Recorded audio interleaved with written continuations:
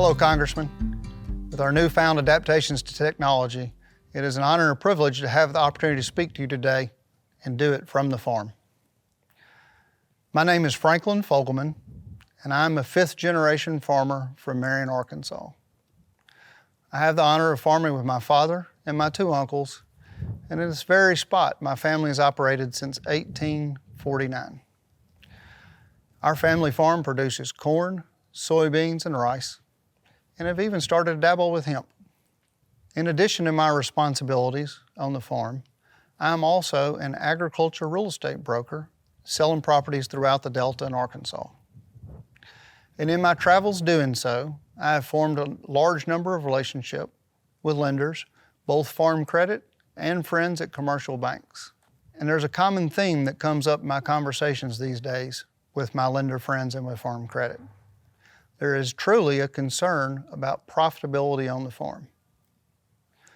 See, we've been fortunate.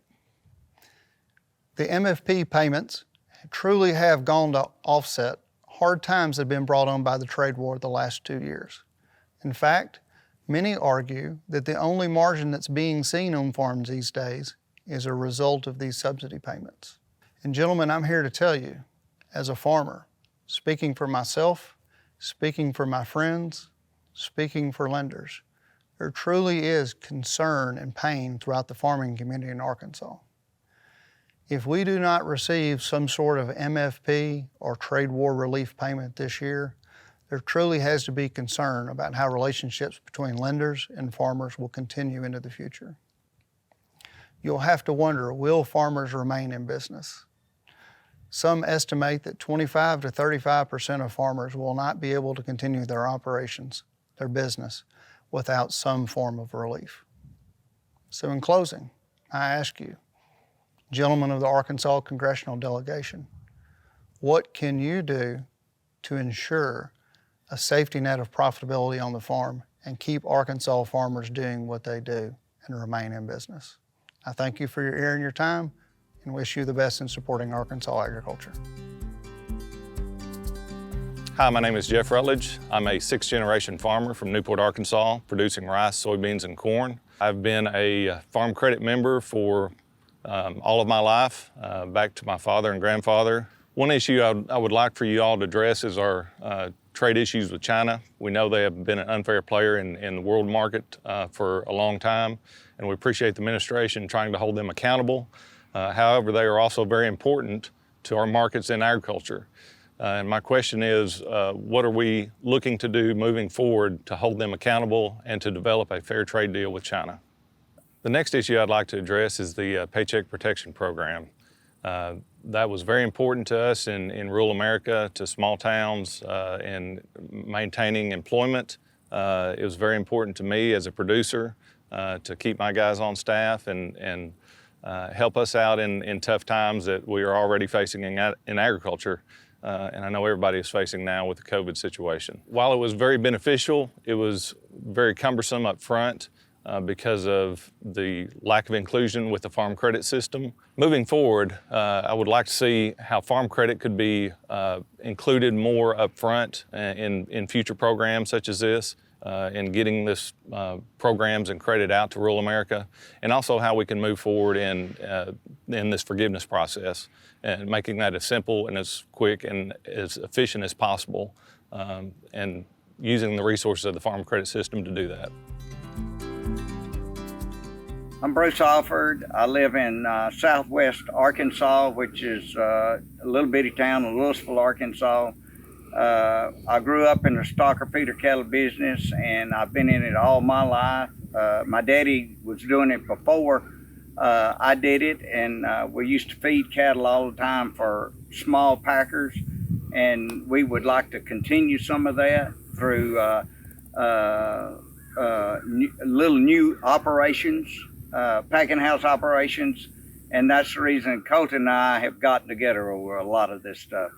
I'm Colton Capps. I'm part owner and CNA Processing, a small processing operation. We process beef and pork for local producers, do a lot for Bruce and Linda here, and we're looking to expand our facility and be able to accommodate more local farmers and ranchers.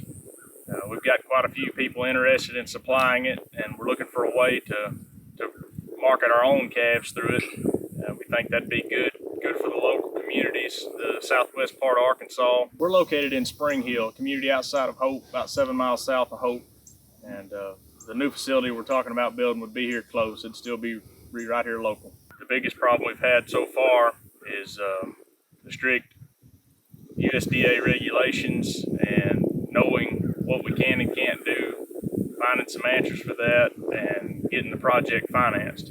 You can't get in to get cattle processed right now. It's a long waiting list, and we're not getting the things taken care of like we need to. When cattle are finished and ready, they're ready to kill. It's time to go. And we're not getting them in as quick as we'd like to. And it's not their fault. They're just, everybody's so busy. It's everybody. During the Corona time, we've always fed a few for people. But now it has unbelievable how big it's picked up, because they couldn't buy meat out of the grocery stores. They couldn't get enough. And now everybody was wanting some, and we didn't have but a few ready. We didn't do but a handful, but now we are feeding more.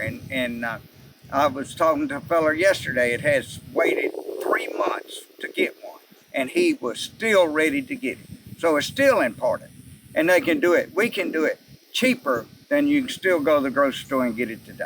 All of our communities, small communities, need help, and this is just one way that we can help. It's keeping everything here at home instead of going west and putting them in feed yards and doing it out there. You're doing it right here at the house, and it just, you've got your employees, you got everybody. It's got to benefit them, it's got to benefit us, and it'll benefit Colton and the surrounding area. It has to benefit everybody, and I think it will.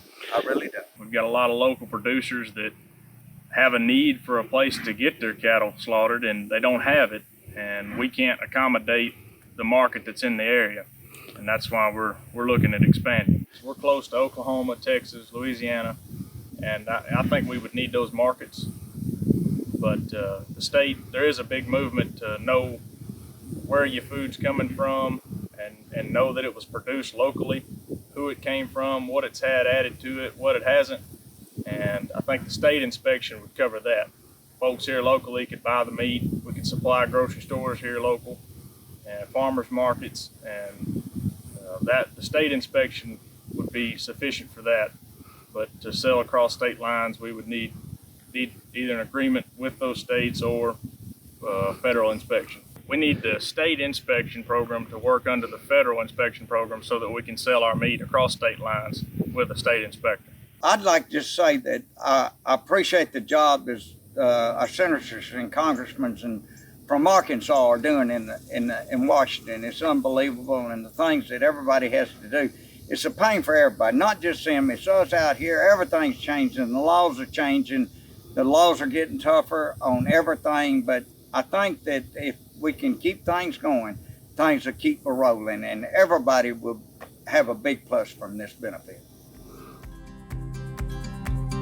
I'm Gary Sitzer. I'm a fourth generation rice and soybean farmers here in and around Weiner, Arkansas. Some of the farms have been in the family for over 100 years. I've been a farm credit member for nearly 40 years. And I really appreciate the opportunity to visit today. And I want to talk about the proposed outside director rule. An organization like ours is relatively small, both geographically and financially, may have trouble attracting the highest quality talent if we make those restrictions so intense.